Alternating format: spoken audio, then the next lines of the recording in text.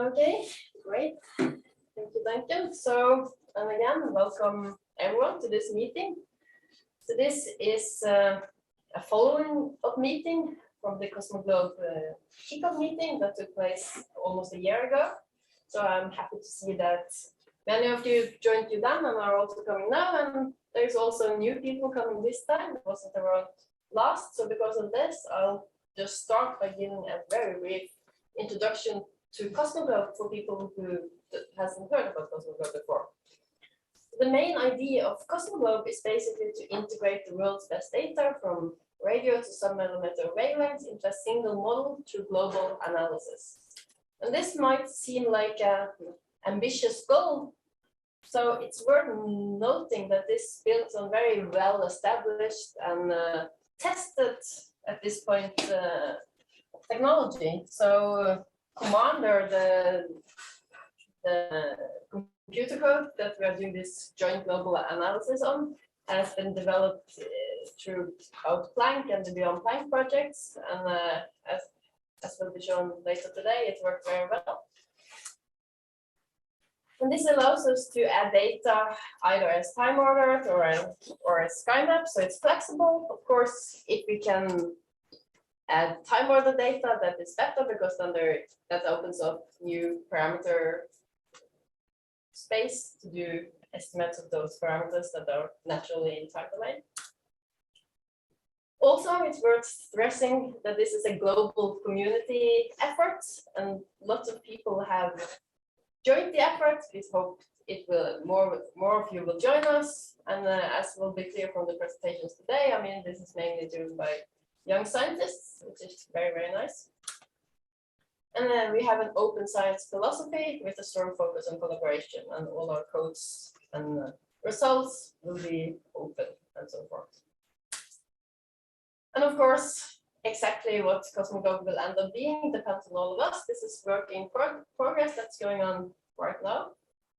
And just to give you a quick image of what we're trying to do, I mean, this is more or less the component separation or the sky view from Planck. So those vertical bars here are Planck and W map bands, and then we see the various temperature foregrounds that we model: the synchrotron, the spinning dust, the thermal dust, CMB. This is the status after Beyond Planck mainly, but and of course, in this huge frequency range, there's a lot of things going on with the various relevant foregrounds. So we need as much data as possible at all scales to model it and control it as best as possible. So this is what we want to do. We want to go from just having a few channels in our global model to a lot. This is just an example using a lot of the experiments that took place in the kickoff meeting. Of course, there's always room for more. So that is one of the main things about Cosmoglobe. We was just to join as many data sets and experiments as possible to do true global analysis and get the most out of each experiment. And then the other novel defining feature is that we are moving from a classical linear analysis pipeline like this, where traditionally we go from observations, do calibration and data selection, get calibrated timelines, do map making, and get sky maps at various frequencies. We then do component separation, where we switch into physical components like the CMB or thermal dust and so forth. Then we estimate power spectrums, and finally cosmological parameters, and say we're done. And this is what has been going on in the CMB community for a very long time, until basically towards the end of the final Planck analysis, where we started to join this loop and feed back results into calibration again to deal with, in special, the entanglements of doing gain calibration and component separation, because the foregrounds of the skies affect gain, and then gain affect the foregrounds and so forth. And what was novel about beyond Planck is that we joined this loop truly by doing everything at once in the same code. So instead of doing just a few iterations, we could get hundreds or thousands or more, as we will hear about later, which has obvious benefits. And this is the starting point or cornerstone of Cosmoglobe, where we will do this not just for Planck LFI, which is where this was demonstrated by Beyond Planck, but for all possible experiments and data that can get into this global joint analysis. And this is what this meeting is all about. As I mentioned, we had a kickoff in June last year. This is just a slide from Dan, so I'm not saying anything about this. It's just a reminder that we had this meeting a year ago. And since then, there has been a lot of developments. So one is that Beyond Planck, the reprocessing of LFI data is now completely finished, and Matthew will talk more about that in a bit. Another development is that the WMAP reanalysis that Duncan briefly reported about in last meeting is now much more mature. It's progressing really quickly, and we will hear about that from Duncan later today. Also, last time Harald talked about the joint Planck plus spider run, and now we have the first ones of those completed, and that is particularly nice because it shows that we can do joint analysis between a ground-based or in this case a balloon experiment that observes a limited part of the sky and analyze it jointly with full sky experiments. And we have started looking at and formed collaborations with several other data sets and experiments, like for instance KIPAS and Derby and Bingo. And we'll hear from several of those also later this week. One thing to single out is that in parallel with this, we have this global component separation course every year in Oslo. And last year it was digital because of the pandemic.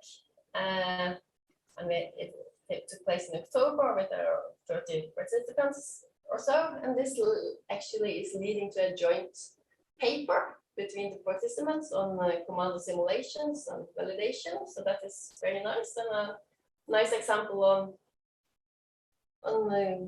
collaborative work. And we'll hear about this too later this week.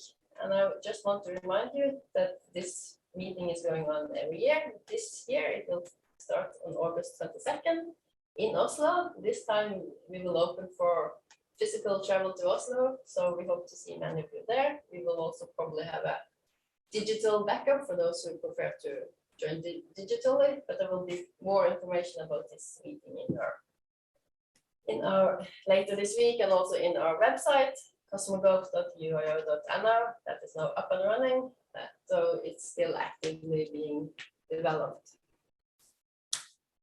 So just to quickly say a little bit about what we're doing this week. We have meetings UTC 1300 every day from Monday to Friday. We hope to finish well within 3 hours, so 2.5 hours most days. And of course, apologize to people for which this is very early in the morning or very late in the evening. It is the best we can do. And of course, during the meeting and after, please join our Cosmoglobe Slack channel, or you can also write in the Zoom chat. Especially for today, please be ready for the group picture that will take place in less than an hour. If you're comfortable, please turn on your camera then after Matthew's talks. Today we will hear updates from several mature Cosmoglobe projects going on. Many of them will be held by people here from Oslo, but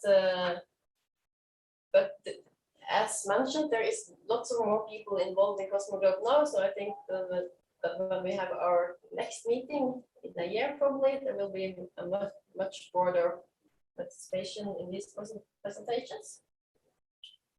And also, when we end today, we will look at the web page where there is this Cosmoglobe project, which is examples of projects that are easy for people to join if they want to work on the Cosmoglobe things. So here's just a screenshot I took earlier today on that from that page. There is still project being added, so if you go into now, there should be even more.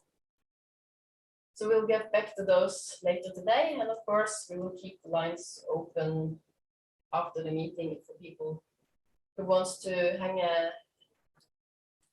out and chat, and the same we will welcome to before the meeting tomorrow for those that can't join very late today. And also I'll mention that next Monday, just a week from now, we will have a follow-up hands-on meeting for everyone that wants to actually get involved. So by this, I'll just close by saying that we are very grateful for funding. And then I'll give the word to Matthew, who will probably not be on back.